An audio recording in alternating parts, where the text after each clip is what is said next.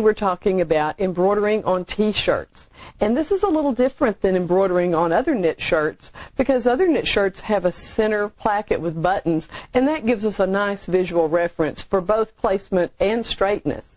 But sometimes on t-shirts, we feel like we're swimming around in the middle of the ocean with no good garment reference. So I'm going to show you how I like to get straightness and placement on t-shirts. Let's say we're going to embroider this design on this t-shirt. I can tell you that following the old two-finger rule, in which old-time embroiderers place 2 fingers at the intersection of the collar seam and the shoulder seam to gauge the center of the design, we would be about 5 inches over from the center front, and I like to put my designs about 7.5 inches down to the center. Now, sometimes ladies like theirs a little higher, so you may need to adjust accordingly. And, of course, on the sizing, the distance can be slightly farther on 2X and 3X shirts. But for this particular shirt, which is a size large, I'm about 5 inches over from the center front to the center of the design, and as I mentioned, 7.5 inches down from the shoulder seam. But I don't want to have to measure that each and every time, so I like to make a marking template.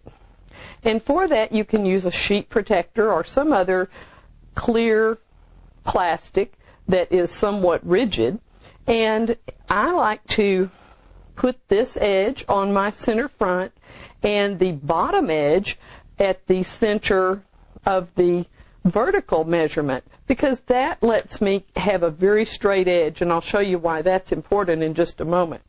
Then I trace the garment reference of the neckline and the shoulder right onto my plastic. And at the intersection of the center of the design, I draw a little notch.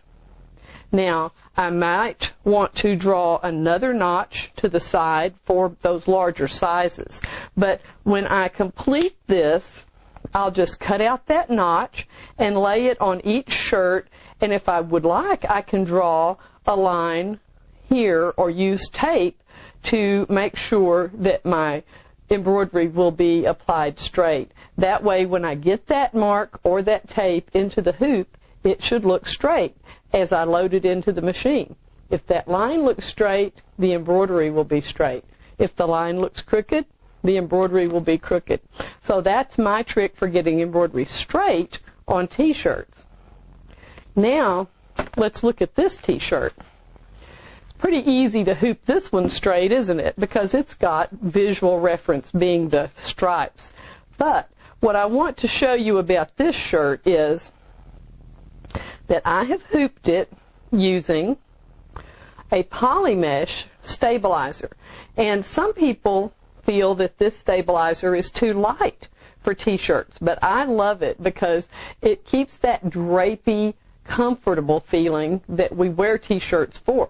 Just be sure that it extends from all edges of your hoop, and it will give you proper support for a lightweight fabric like t-shirts. Now, the other thing I want to mention is that because t-shirts are a very lightweight material, it's easy for the high speed of the presser foot to push this fabric around. So I like to add a layer of water-soluble topping when I have small lettering or fine detail, because it helps counteract the action of the presser foot on the lightweight material.